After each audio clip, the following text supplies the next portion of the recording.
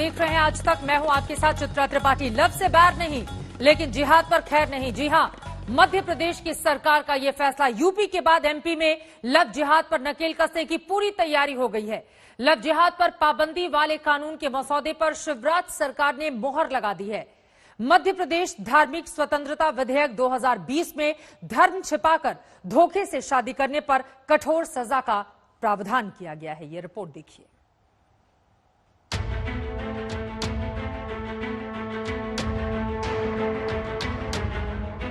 देश का सर्वाधिक सबसे कड़ा कानून मध्य प्रदेश का है।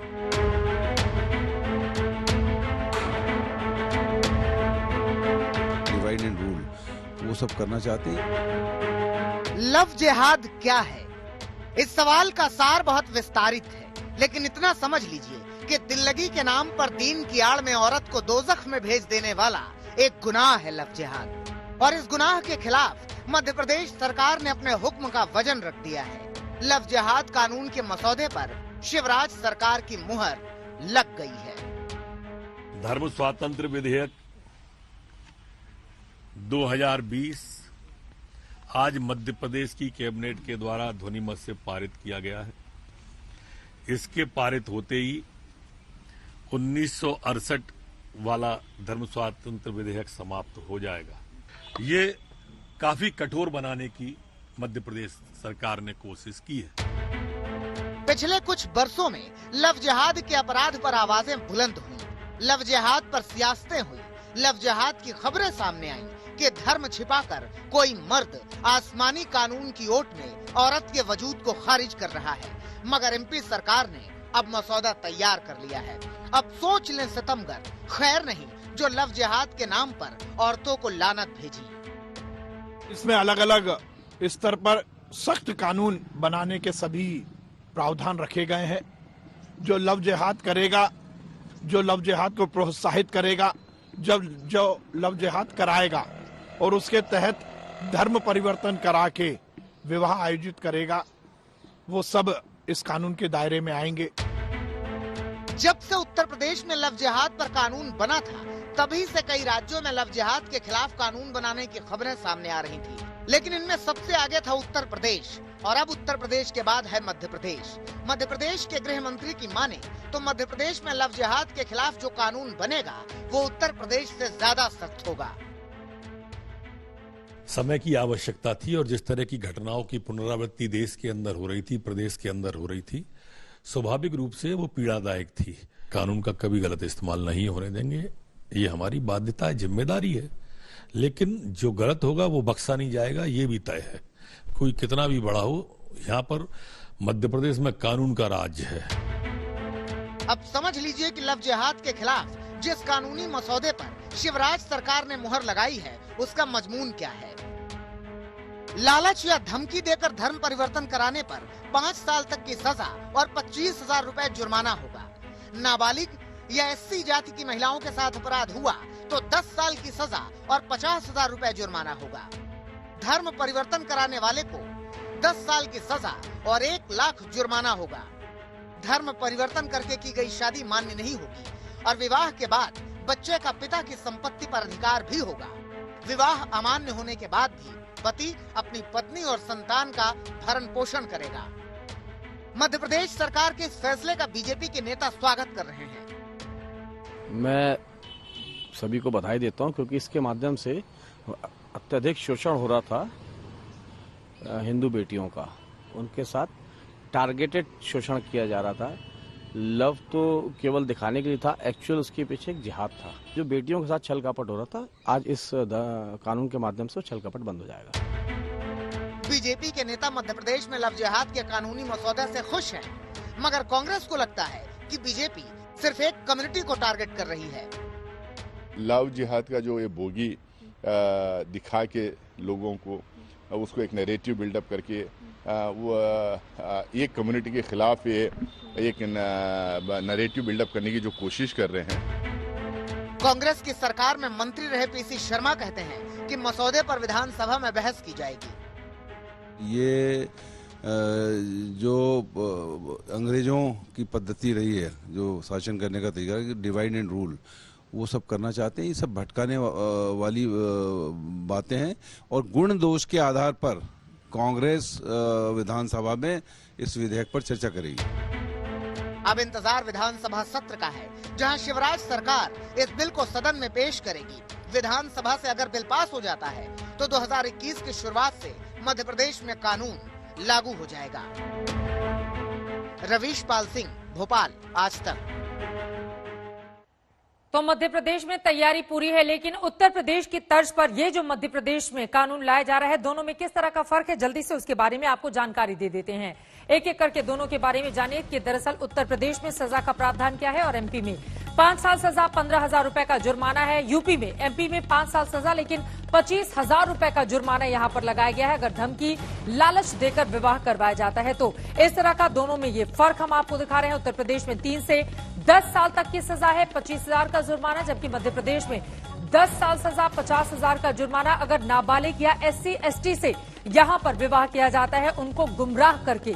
ये दोनों फर्क है उत्तर प्रदेश और मध्य प्रदेश में। इसके अलावा सामूहिक जबरन धन पर विवर्तन पर यूपी में 50,000 का जुर्माना है, जबकि मध्य प्रदेश में 10 साल सजा और 1 लाख तक का जुर्माना। आपको ये भी बताते चले कि जो भी पुजारी या फिर मौलवी इस तरह के विवाह को करवाएंगे, उनके लिए भी बेहद सख्त प्रावधान यहां पर किया गया है। अब से कुछ ही देर पहले हमने बातचीत की है मध्य प्रदेश के गृह मंत्री नरोत्तम मिश्रा से। उनकी ओर से पूरे मामले पर क्या कुछ कहा गया है, अब जरा वो सुन लीजिए। मध्य प्रदेश में लव जिहाद विरोधी विधेयक, धर्म स्वातंत्र विधेयक 2020 को कैबिनेट की मंजूरी मिल गई है।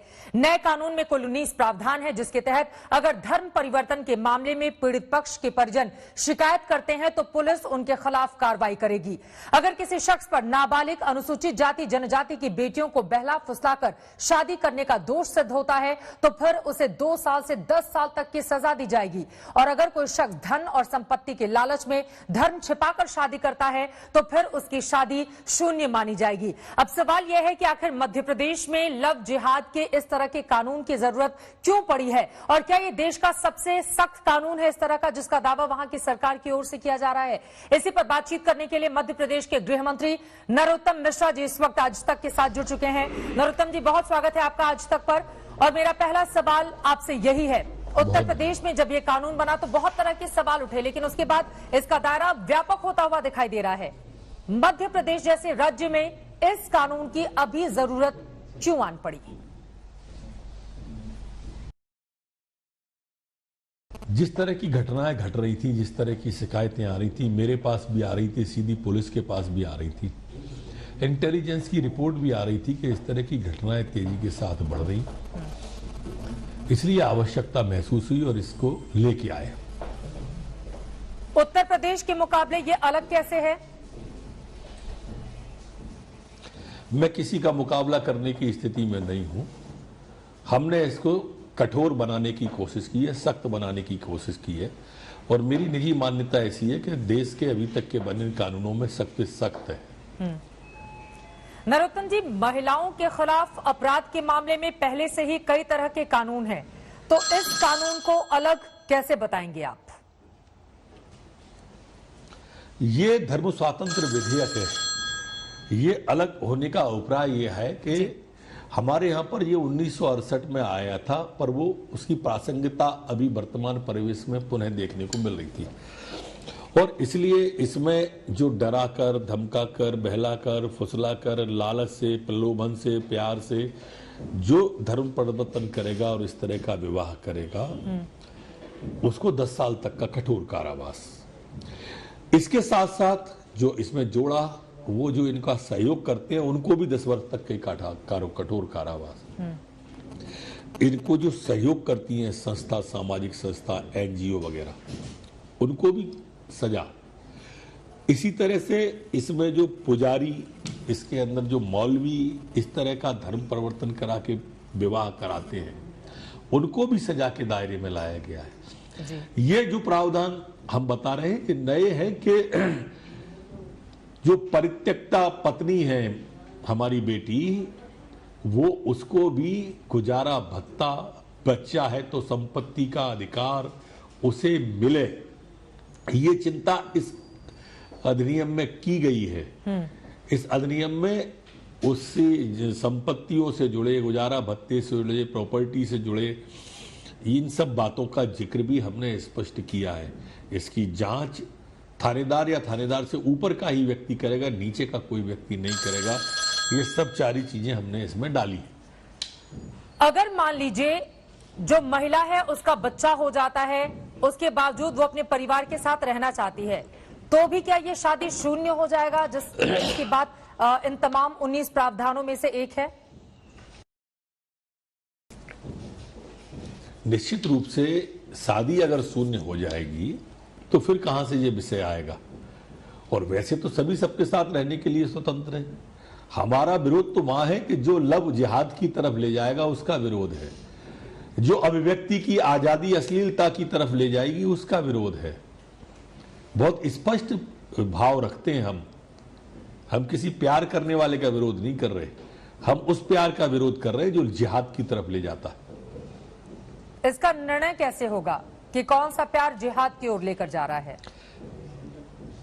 हमने उसमें अपने विधेयक में उल्लेखित किया है कि कौन शिकायत करेगा, खून से जुड़ा रिश्ता, माता पिता, भाई बहन, सगे संबंधी, संस्थान, लालन पालन पोषण करने वाले, ये सब उल्लेखित है उसके अंदर। धर्म से बाहर विवाह करने में या जाति के बाहर विवाह करने में कई बार ऐसे मामले सामने आते हैं जब परिवार की रजामंदी शामिल नहीं होती है और वो लोग शिकायत करते हैं, तो ऐसी दशा में भी क्या शादी को शून्य बनाने की ओर सरकार आगे बढ़ेगी? निश्चित रूप से बढ़ेगी अगर शिकायत करेंगे तो। और अगर बालिग हैं, लड़का लड़की दोनों की मर्जी शामिल है उस शादी में, फिर 2 महीने पहले वो दें अपना आवेदन, जिला उसमें उल्लेख है इसका, 2 मास पहले उनको आवेदन देना होगा और उसके बाद में उसे अनुमति मिलेगी। 2 महीने पहले आवेदन करने के बाद फिर आप लोग जांच कराएंगे पूरे डॉक्यूमेंट्स की कि ये लड़के या लड़की कहां से ताल्लुक रखते हैं, परिवार को भी इस बारे में जानकारी दी जाएगी। जी हाँ, जिलाधिकारी करेंगे, हम लोग नहीं। एक प्रशासन की प्रक्रिया है, प्रशासन उस प्रक्रिया को पूरी करेगा। कांग्रेस पार्टी की ओर से नरोत्तम मिश्रा जी ये आरोप लगाए जा रहे हैं कि दरअसल एक खास समुदाय को टारगेट करने के लिए बीजेपी की सरकार ये कानून लेकर आ रही है। हम कोई भी बिल लाए तो जाने क्यों ये बिल बिलाने लगते हैं, मैं आज तक नहीं समझ पाया। हम 370 लाए तो बिल बिलाने लगे, हम 35 से लाए बिल बिलाने लगे, हम सीए लाए तो तकलीफ हो गई, ट्रिपल तलाक का लाए तो दिक्कत है, किसान का ले आए तो दिक्कत है, अब धर्म स्वातंत्र विधेयक लाए तो दिक्कत है। इनको हमारे हर अच्छे काम में कमी निकालना है, एक ही उद्देश्य कांग्रेस का बचा है। आप देखिए सीएए पर क्या भ्रम फैलाया कि 3 पीढ़ी के कागज मांगे जाएंगे, नहीं तो पाकिस्तान भगा दिए जाएंगे। किस तरह के चुटकुले डाले गए व्हाट्सएप पे उनको उत्तेजित करने के लिए कि हमारे अब 3 पीढ़ियों के कागज तो बकरी खा गई और अब्बू बकरी को खा गए, अब कागज कहां से लाएंगे। ऐसे ऐसे व्यंग किए गए जिससे उत्तेजना फैले। फिर क्या हुआ, अब 1 साल से ज्यादा हो गया सीएए को, क्या किसी से कागज मांगा गया देश में? क्या कोई पाकिस्तान भगाया गया? जवाब नहीं है। इसी तरह से ये आप देखिए किसानों के बिल आए हैं जिस पर बिल आ रहे हैं, वो काला कानून कह रहे हैं। आज तक कोई मुझे ये नहीं बता पाया कि उस कानून में काला क्या है। कोई आपके माध्यम से ही बता दे, मैं आभार व्यक्त करूंगा कि उस कानून में काला क्या है। काला सिर्फ एक है कि इन्होंने झूठ फैलाया, भ्रम फैलाया कि मंडियां बंद हो जाएंगी, इनने भ्रम फैलाया कि एमएसपी बंद हो जाएगी, इनने भ्रम फैला दिए ये सारे कि किसान की फसल तो फसल, बाहर की बड़ी कंपनियां जमीन भी उठा के ले जाएंगी अपने संग ट्रक में भर के। ऐसी बातें जो तमाम दूसरे मुद्दे और प्यार का मुद्दा, ये बिल्कुल 2 अलग अलग मामले हैं। प्यार के मुद्दे में कहीं सरकार प्यार पर पहरा बिठाने की कोशिश तो नहीं कर रही है, खासतौर से धर्म के आधार पर। और एक उदाहरण देते हुए मैं आपसे चाहूंगी, चूंकि हाल ही में उत्तर प्रदेश के मुरादाबाद में एक ऐसा केस सामने आया था जहां पर 22 साल की लड़की ने अपनी मर्जी से शादी की थी, अपनी मर्जी से धर्म परिवर्तन किया था, लेकिन पुलिस उसको उठाकर लेकर गई। कुछ कथित हिंदूवादी संगठनों की ओर से उस महिला को सड़क पर बहुत परेशान किया गया, उसका गर्भपात तक हो गया है। तो ऐसी स्थिति में इस तरह के मामले मध्य प्रदेश में सामने नहीं आए, आप लोग क्या करेंगे इसके लिए? ये सब पहले भी जो आपने दूसरे मुद्दों की बात जो मैं उल्लेख कर रहा था, आपने कांग्रेस का जिक्र किया तब दूसरे मुद्दे आए थे। मैंने नहीं किया अपनी ओर से जिक्र। एक दूसरा, इस तरह के मामले नहीं हो ऐसे ये आशंका है। मध्य प्रदेश में अभी तक इस तरह की कोई शिकायत नहीं आई है, ना ही आगे आएगी। हम देखेंगे इसे। हमारी जिम्मेदारी है कि कानून का ठीक ढंग से पालन हो। हम जिम्मेदार हैं, आगे आके कह रहे हैं आपसे। लेकिन अगर एक भी इस तरह का मामला सामने आता है तो देश के संविधान ने जो अधिकार हम सभी को दिए हैं, संभावनाओं पे उल्लंघन नहीं होगा? संभावनाओं पे तो प्रतिक्रिया दी नहीं जाती, संभावनाओं पे तो प्रतिक्रिया दी नहीं जानी चाहिए साहब। अगर ऐसा हुआ तो, अगर एक भी मामला आया तो, बिना खम्भे के आसमान टिका है अगर गिर गया तो, ऐसे कैसे प्रतिक्रिया देंगे हम? आप सरकार हैं, आशंकाओं को भी खारिज करना और उसको दूर करना ये आपका ही काम है। हमने कहा ना कि हमारी जिम्मेदारी है। हमने कहा आपसे कि हमारी जिम्मेदारी है कि उसका दुरुपयोग न हो। हम रिस्पॉन्सिबिलिटी लेंगे। तो अगर दो प्यार करने वाले अलग अलग धर्मों से ताल्लुक रखते हैं, उनके परिवार लोगों की मनमर्जी अगर उसमें शामिल नहीं है, तो फिर ऐसे केस में क्या करेंगे आप लोग? वो दोनों लोग आपस में शादी कैसे तो विषय जांच का हो जाए। वो विषय जांच का होगा, वो विषय परीक्षण का होगा ऐसी स्थिति में। लेकिन कोई भी प्यार अगर जिहाद की तरफ ले जाएगा, हम उसका विरोध करेंगे। कोई भी प्यार अगर जिहाद की तरफ लेकर जाएगा तो सरकार इसका विरोध करेगी। लेकिन ये तय किया कैसे जाएगा, इसके बारे में भी अगर थोड़ा सा आप बता दें हमारे दर्शकों को। आपने बताया ना अभी कि उसके परिवार के लोग अगर वहां पर शिकायत करेंगे तो हम उसको जांच कराएंगे, इन्वेस्टिगेशन कराएंगे, देखेंगे, उसके बाद तय करेंगे। मध्य प्रदेश के गृह मंत्री नरोत्तम मिश्रा को आप सुन रहे थे। वहीं मध्य प्रदेश में तो लव जिहाद पर कानून तो बन ही रहा है, मगर यूपी और एमपी को छोड़कर करीब 10 राज्य ऐसे हैं जहां लव जिहाद के खिलाफ कानून बनाने पर विचार किया जा रहा है। आपको दिखाते हैं यूपी में लव जिहाद के कानून पर विपक्षियों ने क्या कहा और वो कौन कौन से सूबे हैं जहां लव जिहाद पर कानून बनाने की तैयारी है।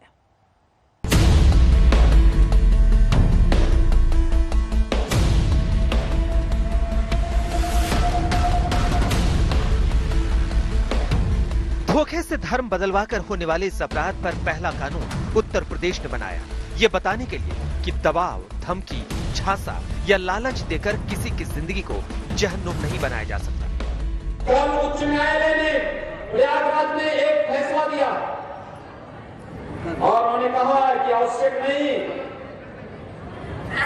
कोई आवश्यक नहीं, धर्म परिवर्तन करना शादी के लिए आवश्यक नहीं है। और भाइयों बहनों, लव जिहाद की समस्या पर भी सख्ती से अंकुश लगाने का कार्य सरकार करने जा रही है। बहुत सख्ती के साथ अंकुश लगाने का कार्य करेगी। उत्तर प्रदेश की कैबिनेट ने नवंबर के महीने में लव जिहाद के खिलाफ अध्यादेश पास किया था। तय किया गया था कि धोखे से धर्म बदलवाने पर 10 बरस की कैद होगी। धर्म परिवर्तन कराने के लिए 2 महीने पहले जिलाधिकारी के यहाँ आवेदन देना होगा। मगर योगी सरकार के इस अध्यादेश से विपक्षी तिलमिला गए हैं। अखिलेश यादव ने कहा था, अगर कानून ही बना रहे हैं तो ऐसा कानून बनाएं जिससे किसानों की आय दोगुनी हो जाए। समाजवादी पार्टी ऐसे किसी कानून के पक्ष में नहीं है। समाजवादी पार्टी इसका विरोध करेगी। बीएसपी की मुखिया ने भी लव जिहाद के अध्यादेश पर ऐसा ही बयान दिया था। लव जिहाद को लेकर यूपी सरकार का आपाधापी में लाया गया धर्म परिवर्तन अध्यादेश अनेकों आशंकाओं से भरा है, जबकि देश में भी जबरन व छल से धर्मांतरण को न तो खास मान्यता है और न ही स्वीकार्यता। इस संबंध में कई कानून पहले से ही प्रभावी हैं। सरकार इस पर पुनर्विचार करे, बीएसपी की ये मांग है। यूपी में लव जिहाद के खिलाफ अध्यादेश लाया गया और एमपी में लव जिहाद के खिलाफ कानून के मसौदे पर मुहर लग गई है। मगर ऐसे कई राज्य हैं जो लव जिहाद के खिलाफ कानून को बनाने की ओर है। गुजरात के सीएम ने कहा है कि देखेंगे कि कानून लाने का सही समय कब आएगा। कर्नाटक के गृह मंत्री ने कहा कि लव जिहाद के खिलाफ सूबे में कानून बनाया जा सकता है। हरियाणा ने कानून की पड़ताल के लिए 3 सदस्यीय कमेटी बनाई है। कम से कम 10 ऐसे राज्य हैं जहां लव जिहाद के खिलाफ कानून बनाया जा सकता है। इनमें कर्नाटक, ओडिशा, अरुणाचल प्रदेश, छत्तीसगढ़, गुजरात, हरियाणा, हिमाचल प्रदेश, राजस्थान, तमिलनाडु और झारखंड है। लव जिहाद पर अलग अलग राज्यों में कानून बनाने की चर्चा है। देखना यह होगा कि इन सूबों में कानून कब बनता है। लव जिहाद के खिलाफ उत्तर प्रदेश से ज्यादा कठोर प्रावधानों के साथ धर्म स्वातंत्र अधिनियम 2020 शिवराज कैबिनेट में तो पारित हो गया, लेकिन कांग्रेस के रुख को देखते हुए अब ये सवाल उठता है कि क्या इस बिल को विधानसभा में पेश कर कानून की शक्ल दे पाना शिवराज सरकार के लिए आसान होगा? कैमरामैन इरशाद खान के साथ रवीश पाल सिंह, भोपाल, आज तक।